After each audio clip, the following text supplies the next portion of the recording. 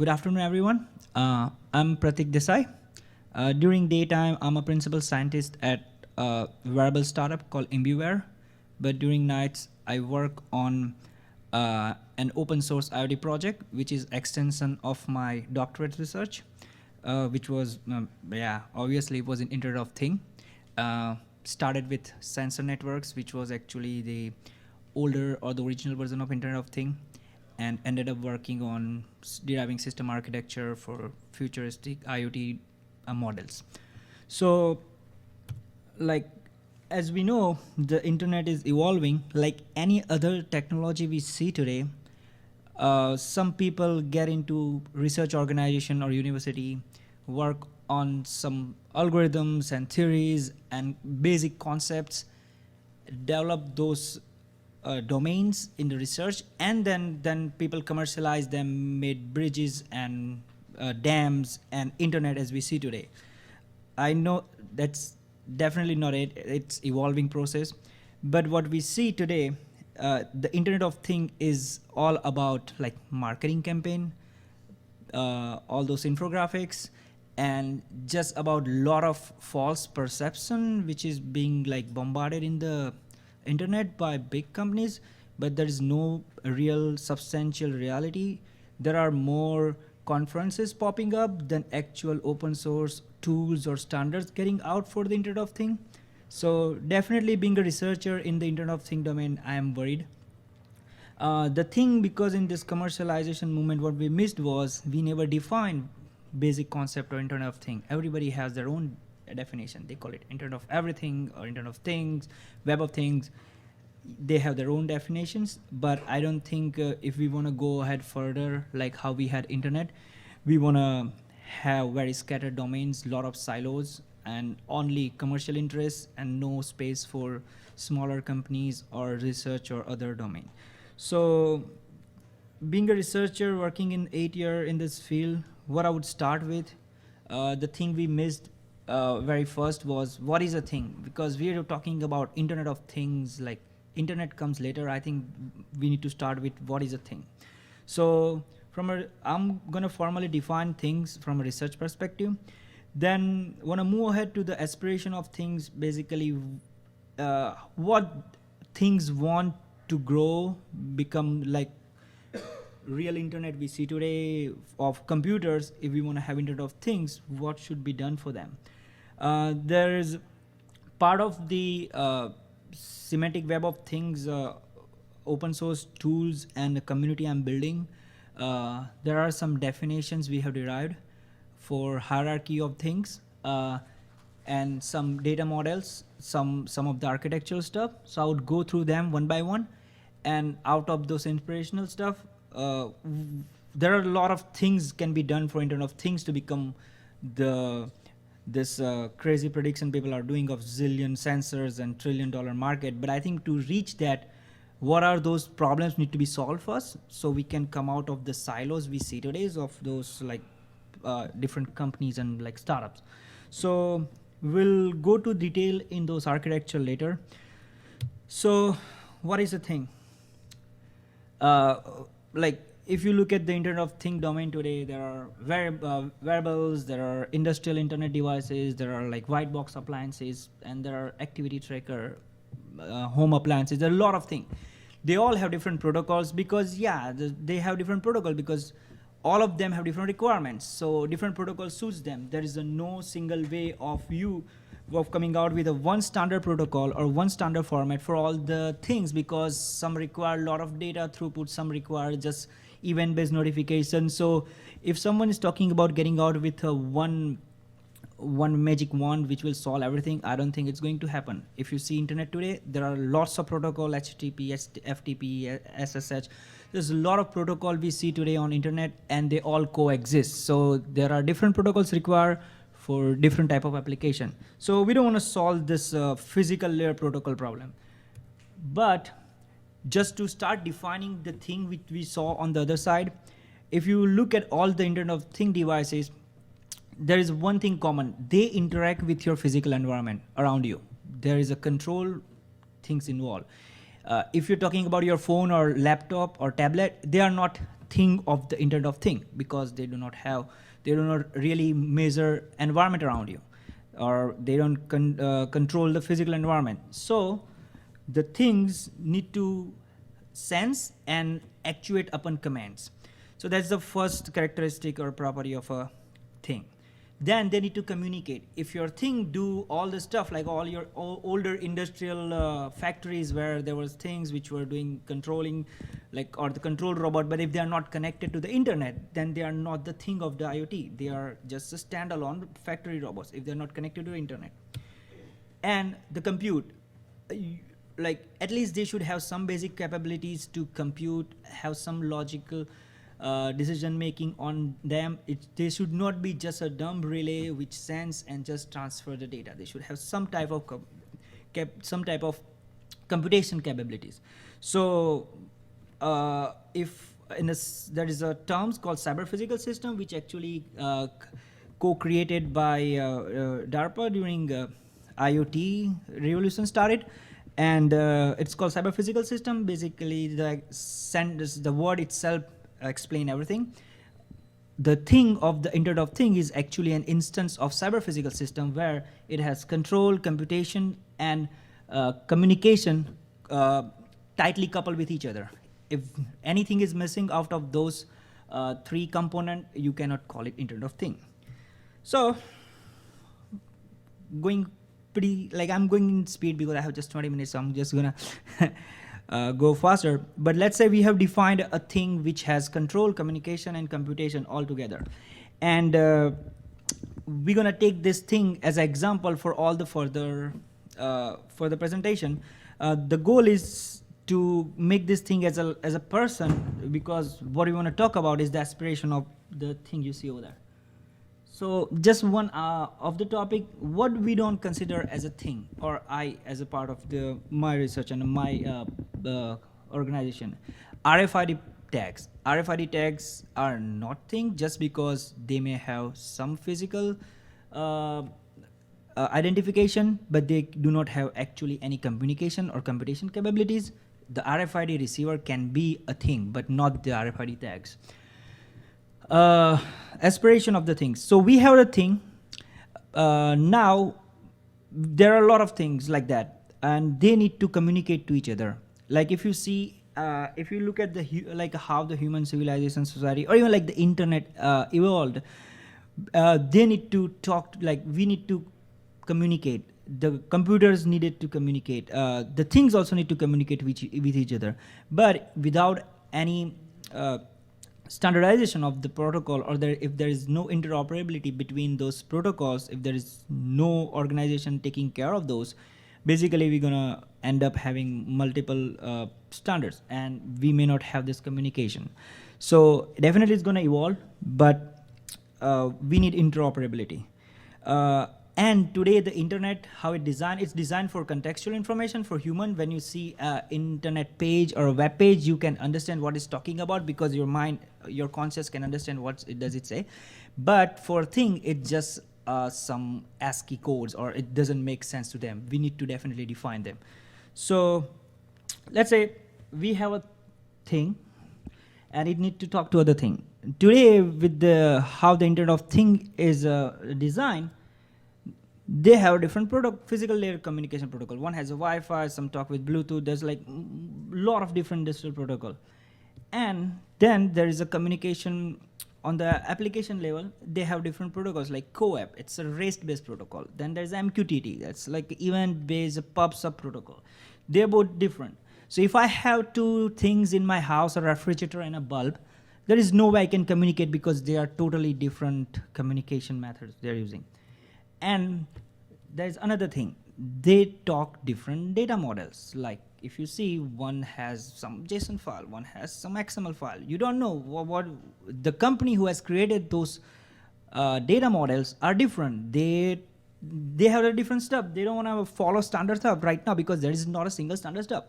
If you look at the other organization or the consortium started, they are working on this communication protocol level. They are working to solve this CoAP and MQTT protocol mumbo jumbo, but they are not worried about the data models, because even if you make them talk to each other, they're not going to understand each other because they don't know their language. So one thing missing today on even all the standardization process is nobody is taking care of the data annotation model, which in our human sense call vocabulary or call grammar, which is not being taken care of. So that's what we want to take care of, because even you can make a standard like audio or a video as a communication medium, like call it protocols, but then if you don't have standard English language, vocabulary and grammar, they don't understand each other. So we need to make that possible. So the thing to thing or machine to machine communication can exist. So before I go into those interoperability stages where communication protocol and the data annotation model protocol interoperability and solve that, what we did was we started with defining the hierarchy of the things. Like what is the hierarchy of things? So if you if you take a thing, they are made for, as I said, physical environment, like they need to have a control component or actuator component. So they have basic property. They need to have sensors, some actuators, they need to have some security protocols. So there are base concept which is part of all these things. Now, some of them can have different base concept, but the hierarchy start with base concepts. Like human starts with hand and leg and eye and ears. Similarly, then we go to the thing class. Thing classes are basically the refrigerators of the world, toasters and TVs and activity monitors. That's like a generic class of things. Now, you can have types. You can have a GE refrigerator, you can have Fitbit activity monitor. But then there is a type of the refrigerator class. And then once you buy your personal Fitbit, then it becomes an instance of that activity, instance of the activity tracker class or Fitbit thing type.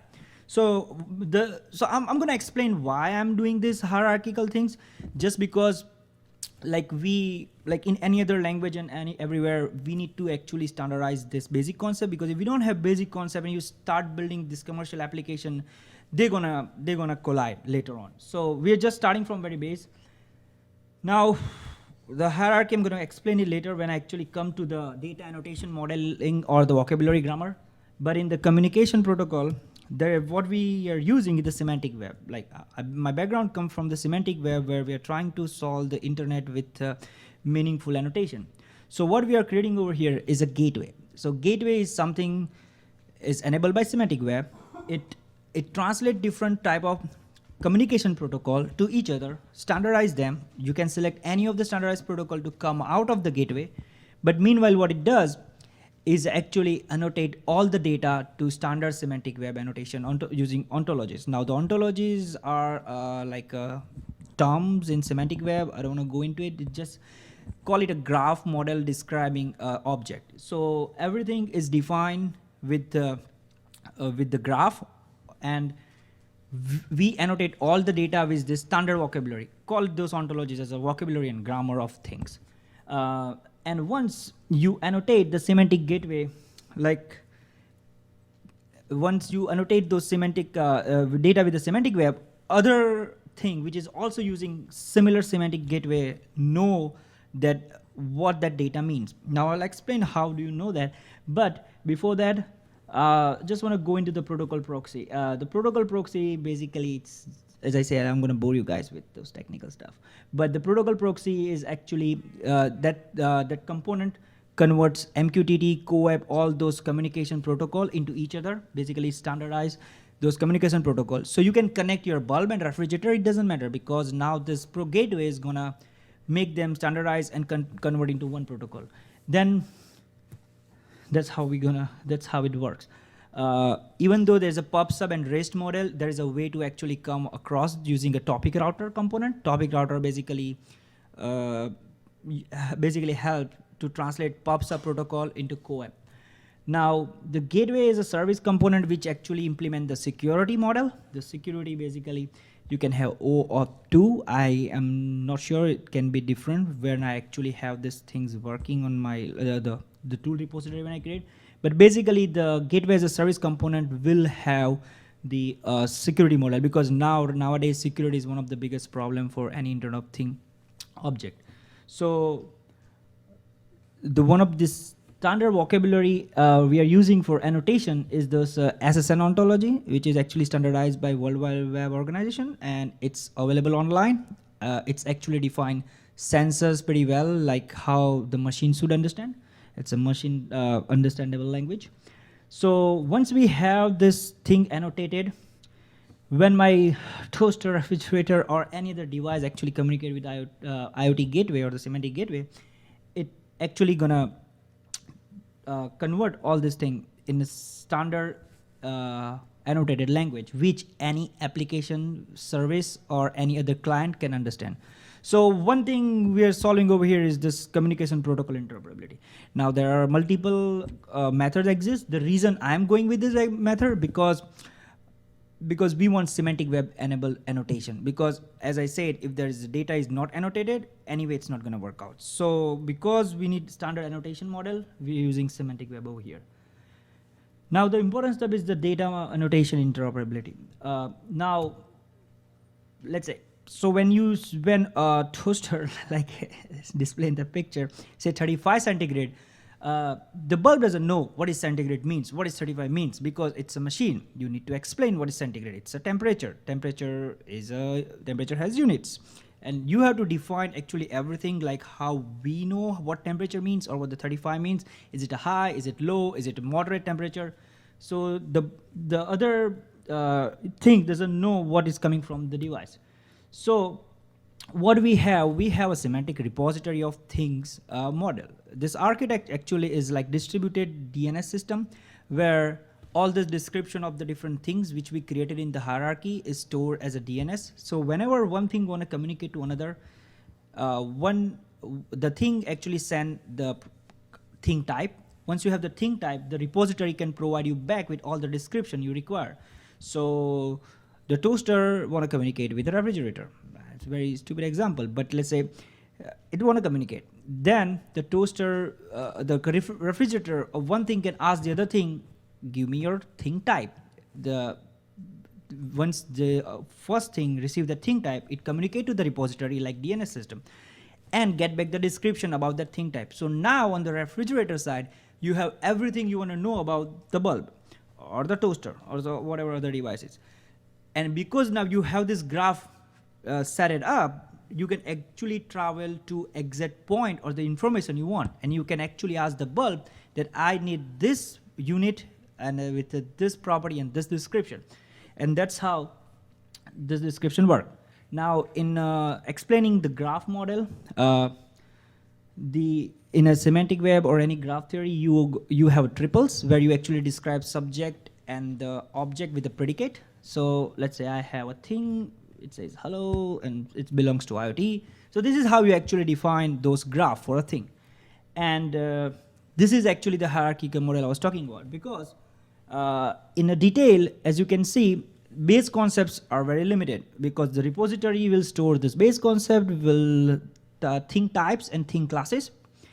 The thing types and the concept will be created by the community, while the thing classes will be then generated by the community member or the companies who actually take care of those appliances, while the base models actually include all the typical concepts or the base concepts such as authentication, security, sensors, actuators. So the goal is to actually use what is already standard. We don't want to go and start defining everything again, because as I said, the World Wide Web and other organizations already work on those things. They already exist, but because of those the publicity and the marketing campaign, we already forgetting that there's already a lot of work done in this field, and those things just need to reutilize, or they just need to utilize by companies instead of going and creating your own data models or protocols. So the repository stores the basic standard models, and they actually, if you look at any semantic web-based annotation of one temperature, actually it's not just to say 35 centigrade, it's actually describe things like this with a property, with the like unit and the unit value, and then what kind of sensor device is, the platform and everything. So basically it's pretty good description of what you're looking into. So how the repository works? So repository is something which actually stores this graphs in, so this is just a generic model.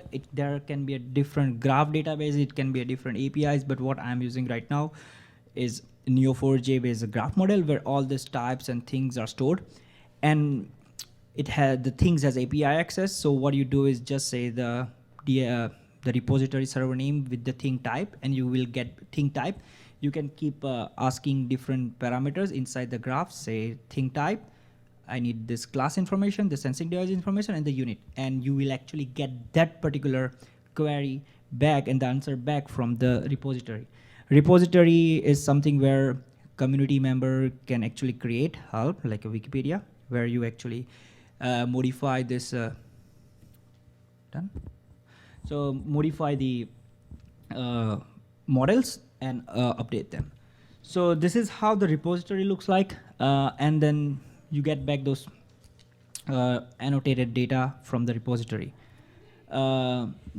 Just explaining now, because when my refrigerator explained this temperature pretty well with all this semantic value, other thing can understand because it already have this data annotations. Understood. And thank you. All right.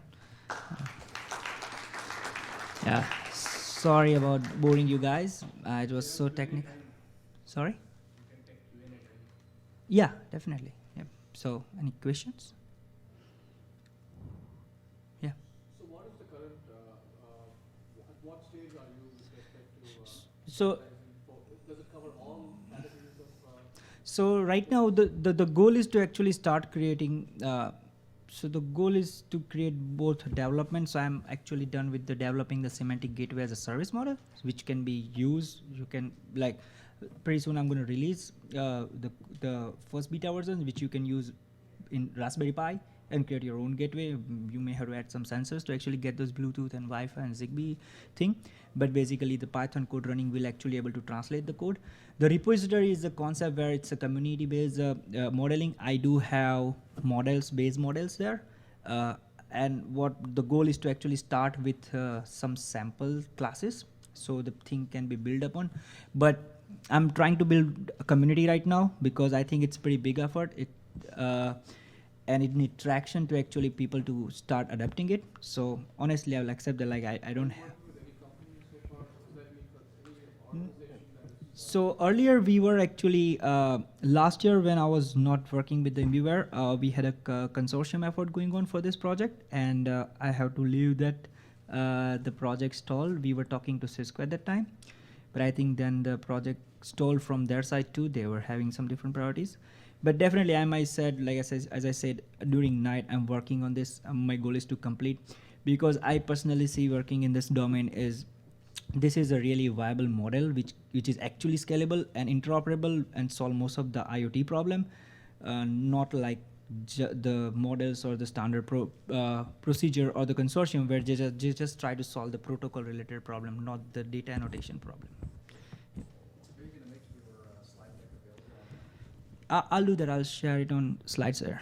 I'll post it on my Twitter account, but I think you can find out my slides there, the presentation. Awesome. Yeah.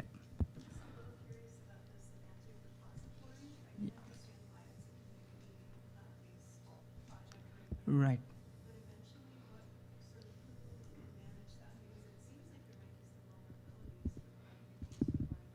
That is definitely true. So earlier when we started so right now, even though I'm focused on the semantic gateway, the repository is this process where we started involving most of big companies, where they actually can guide and get together white box appliance manufacturer and activity tracker. It's a very challenging process to actually get together. Organization like World Wide Web or IETF can do that. So we are definitely in talk with them to actually, once we have this running, add them to their current working project or working group. So, or there's a World Web of Thing working group. So we are actually talking to them so it can be adopted by a bigger organization, so the adaptation get quicker. So, yep.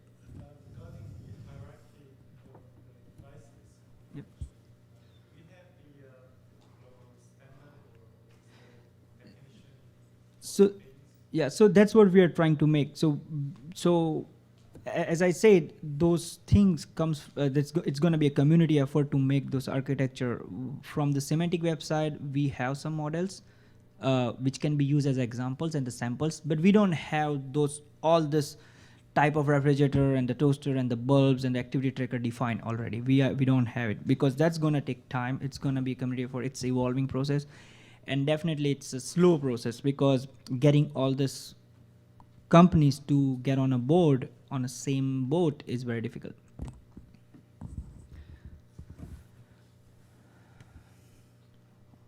Awesome. Any other question? All right. Thank you.